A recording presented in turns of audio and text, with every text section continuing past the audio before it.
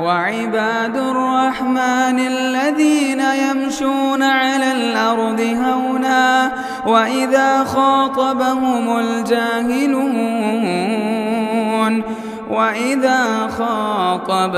الجاهلون قالوا سلاما. السلام علیکم ورحمۃ اللہ وبرکاتہ. الحمد للہ رب العالمین والصلاة والسلام علی سید الانبیاء والمرسلین اما بعد. اللہم صل علی محمد وعلی آل محمد کما صلیت علی ابراہیم وعلی آل ابراہیم انک حمید مجید. اللہم بارک علی محمد وعلی آل محمد کما بارکت علی ابراہیم وعلی آل ابراہیم انک حمید مجید. محترم سامعین کرام، ہم لوگ کل کے درس میں ان چیزوں کو جانیں اور سنیں کہ کس طرح سے پہلی بیعت عقبہ ثابت ہوئے اور اس کے بعد نبی صلی اللہ علیہ وسلم نے ایک سفیر، ایک مبلغ کو یثرب اور مدینہ بھیجے، مصعب بن عمیر کو، اور انہوں نے جا کر کے کتنا بڑا کارنامہ انجام دیا جو میں نے آپ کے سامنے پیش کیے. حضرت مصعب بن عمیر نے تقریباً بعض روایتوں کے مطابق گھر گھر جا کر کے دعوت و تبلیغ کا کام کیا. اتنی محنت کی واللہ کہ جس کا ثمرہ اور نتیجہ آخر میں جا کر کے 13 نبوی میں ثابت ہوا. نبی صلی اللہ علیہ وسلم کے نبی بنائے جانے کے 13ویں سال میں پھر سے نبی صلی اللہ علیہ وسلم سے ملنے کے لیے حج کے موسم میں مدینہ سے، یثرب سے 70 لوگ اپنی قوم کے مشرکین کے ساتھ آئے. ہم نے پہلے بتایا تھا کہ نبی صلی اللہ علیہ وسلم حج کے موسم میں ایک مرتبہ پہلے 6 لوگوں کو اسلام قبول کرایا اور اس کے بعد 12 لوگ آئے، اور اس بار جو دیکھیے حج کے موسم میں 70 مسلمان آئے اور اپنی مشرکین قوم کے ساتھ آئے. اور وہ لوگ بیچ ہی میں ابھی مکہ سے نکلے، مکہ پہنچنے والے تھے کہ یہ لوگ بات کر رہے تھے کب تک ہم اپنے نبی کو، جناب محمد صلی اللہ علیہ وسلم کو یوں ہی پہاڑوں میں ٹھوکریں کھاتے ہوئے چھوڑ دیں، یوں ہی مشکلات کو اور ظلم و ستم کو برداشت کرتے ہوئے دیکھیں. ہم اپنے نبی جناب محمد مصطفیٰ صلی اللہ علیہ وسلم سے چلیے بات کرتے ہیں اور انہیں مدینہ لاتے ہیں. نبی صلی اللہ علیہ وسلم کو اور مسلمانوں کو مدینہ لانے کے لیے، مکہ سے مدینہ کی طرف ہجرت کرانے کے لیے اب عہد و پیمان ہونے لگے اور بات چیت ہونے لگی. کہتے کہ جب ہم لوگ آئیں تو نبی صلی اللہ علیہ وسلم سے پردے میں رہ کر کے اور چھپ چھپ کر کے ملتے رہے اور یہ بات طے کرتے رہے اور کوشش کرتے رہے کہ کس طرح سے یہاں سے جایا جائے اور کون سا ایسا دن ہو جس دن مقرر کر کے ہم لوگ وہاں پر بیٹھ کر کے باتیں کریں گے اور کچھ شرائط رکھنے کے بعد یہاں سے نبی صلی اللہ علیہ وسلم جائیں گے. کہتے ہیں کہ جمرہ عقبہ میں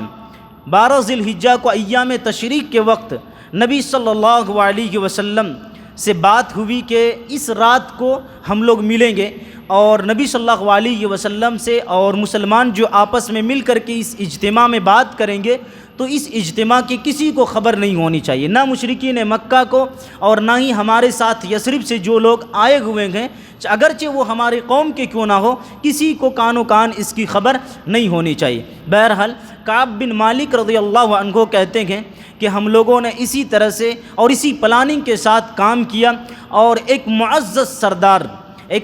سردار عبداللہ بن حرام کو لیے. یہ ابھی اسلام قبول نہیں کیا تھا، لیکن چونکہ یہ قوم کا سردار تھا اس لیے ان کو ہم لوگوں نے ساتھ لیے اور سمجھائیں، اسلام کی دعوت دی اور اس نے اسلام قبول کر لیا. اب آخر وہ رات آ گئی جس میں ہم لوگوں نے یہ بات طے کیے تھے کہ اس میں بیٹھ کر کے عہد و پیمان اور شرط کو رکھیں گے. اس رات صحابہ کرام کہتے کہ وہ مسلمان کہتے ہیں کہ ہم لوگ نبی صلی اللہ علیہ وسلم سے اس رات اس اجتماع میں ملنے کے لیے چپکے نکل رہے تھے اور آہستہ آہستہ اپنے ڈیروں سے ایسے نکل رہے تھے کہ جس طرح سے چڑیاں اپنے گھونسلے سے سکڑ کر کے نکلتے ہیں، اسی طرح سے ہم لوگ نکل رہے تھے تاکہ کسی کو خبر نہ ہو. بہرحال کہتے ہیں کہ سب لوگ نبی صلی اللہ علیہ وسلم کے انتظار میں بیٹھے اور آپ صلی اللہ علیہ وسلم تشریف لائے اپنے چچا عباس بن عبد المطلب کے ساتھ. نبی صلی اللہ علیہ وسلم کے چچا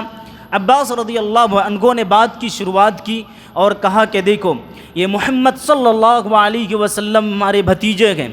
اور یہ ایک عظیم شخصیت ہیں، اور قوم کے لوگوں کی حفاظت کے لیے اور دشمنوں کی حفاظت کے لیے ہم لوگ ہمیشہ ان کے لیے کھڑے ہوتے ہیں اور ہر طرح سے ہم لوگ ان کی حفاظت کرتے ہیں۔ یہ مکہ کی حالت ہے۔ تم لوگ اگر لے جانا چاہتے ہو اور مدینہ تم لوگ چاہتے ہو کہ لے کر کے جائیں، تو یاد رکھو کہ تم لوگ ہر حال میں ان کا ساتھ دو گے، اور ایسا نہ ہو کہ بیچ میں لے جا کر کے انہیں چھوڑ دو گے اور ان سے کنارہ کشی اختیار کر لو گے۔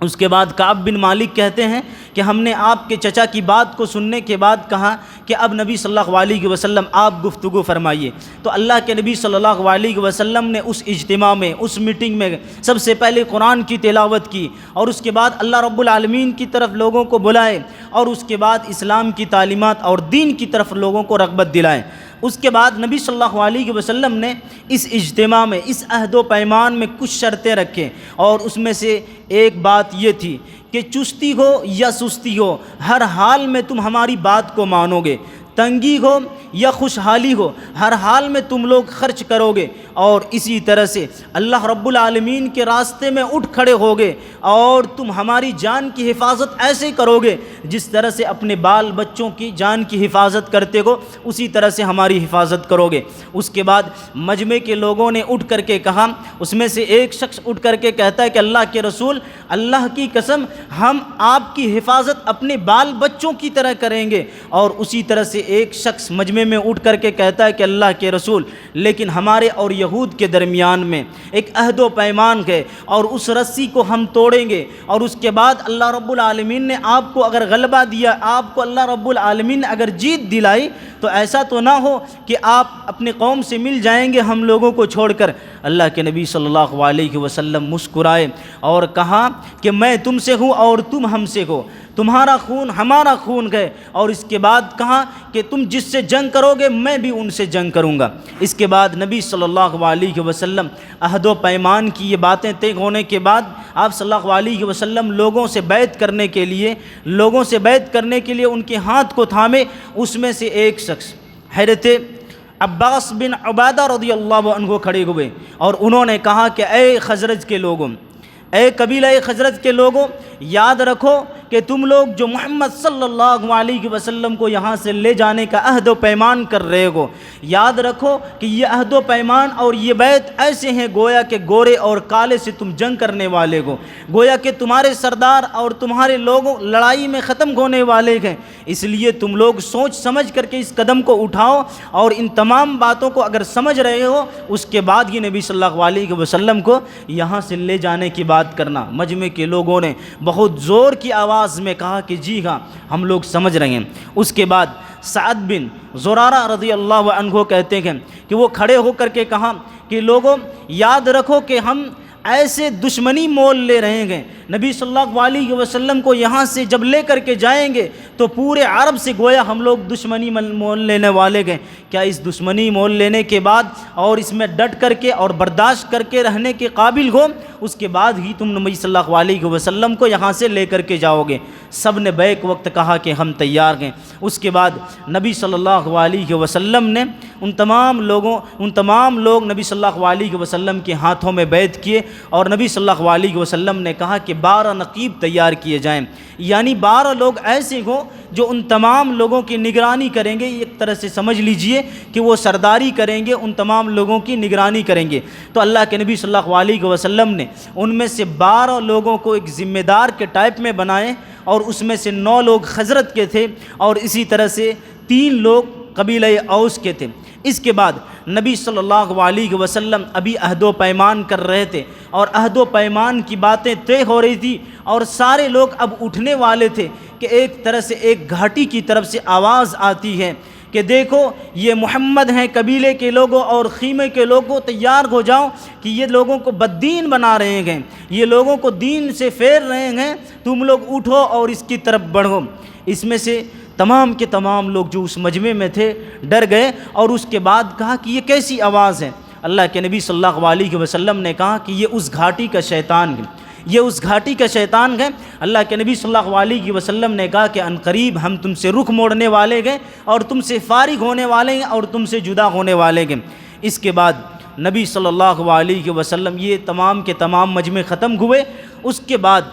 جو قریش کے لوگ تھے، مکہ کے لوگ تھے، چونکہ یہ ساری کی ساری باتیں خفیہ طور پر کر رہے تھے اور چپکے سے کر رہے تھے، کسی کے کانوں کان خبر نہیں ہو رہی تھی، لیکن قریش کے لوگوں کو، مکہ کے لوگوں کو خبر معلوم ہو گئی کہ اس طرح سے کوئی بیعت ہوئی ہے اور عہد و پیمان ہوئے ہیں اور اس طرح سے باتیں طے ہوئی ہیں۔ ان لوگوں نے سمجھا کہ یہ بہت بڑا معاملہ ہے، یہ بہت بڑا معاملہ ہے، اس لیے اس معاملے کو سنگین میں لیتے ہوئے وہ سارے کے سارے لوگ احتجاج میں اتر گئے اور قبیلہ خزرج کے خیموں اور ان کے ڈیروں کی طرف آنے لگے اور کہا کہ ہمیں خبر ملی ہے کہ تم لوگوں نے اس طرح کی ایک بیعت کی ہے اور تم لوگ اس طرح عہد و پیمان کیے ہو، لیکن یہ چپکے سے بات ہوئی تھی۔ وہ لوگ تو سمجھ رہے تھے کہ یہ خبر چونکہ آئی ہے تو سچی ہوگی، اس لیے وہ لوگ اعتماد جتا رہے تھے، لیکن جب یہ لوگ آئے ان مسلمانوں کے، یثرب اور مدینہ کے مسلمانوں کے ساتھ جو مشرکین آئے تھے، تو ان لوگوں نے کہا کہ نہیں، ایسی تو کوئی بات نہیں ہوئی ہے، چونکہ مشرکین کو بتائے نہیں تھے کسی کو مسلمانوں نے۔ اور اس کے ساتھ ساتھ عبداللہ بن ابی سلول